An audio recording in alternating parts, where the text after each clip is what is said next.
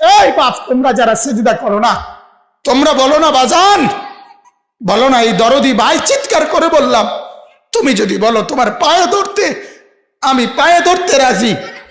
তুমি যদি বলো তোমারে জড়িয়ে ধরে কানতে, আমি কানতে রাজি। তুমি বলো কেন আল্লাহর সাথে রাগ করলা? কেন আল্লাহর সাথে রাগ করলা? কেন আল্লাহর সাথে নারাজ হইলা? কেন সেজদা কপালে জুটলো না?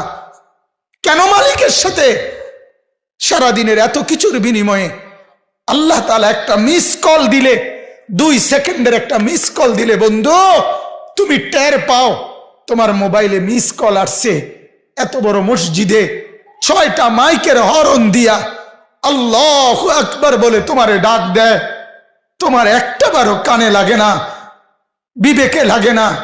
তোর মতো শক্ত ডাকাত, তোর মতো পাষাণ বেটা আর কে হইতে পারে? বেটা কথা বলেন না কেন? তুই ডাকাত, কত বড় ডাকাত?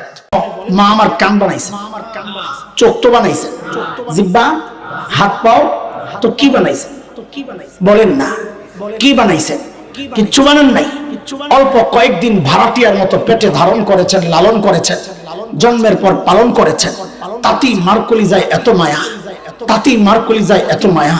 আহ আহ, তাইলে যে আল্লাহ আমার চোখ বানাইছেন, ওই আল্লাহর কত মায়া। যে আল্লাহ আমার কান বানাইছেন, ওই আল্লাহর কত মায়া।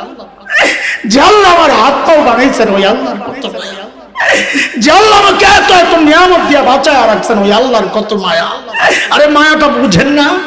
ভাবেন কোনদিন? মায়া বুঝেন, ভাবেন? আমি আপনি যখন দরজা জানলা আটকায়া ভেতরে গুনাহ করি, ভেতরে গুনাহ চলছে, ভেতরে গুনাহ চলছে, ওই গুনাহ অবস্থায় আমার মালিক দরজার নিচে দিয়া বাতাস আর অক্সিজেন পাঠায়া দেন যেন আমি মরে না যাই। আজান হবে, আমি আর কাজে থাকবো না। আজান হবে, আমি আর কারোর সাথে বসা থাকবো না। আজান হবে, আমার বাবু যদি আমার কাছে থাকে, আমি আমার বাবার সাথে থাকবো না।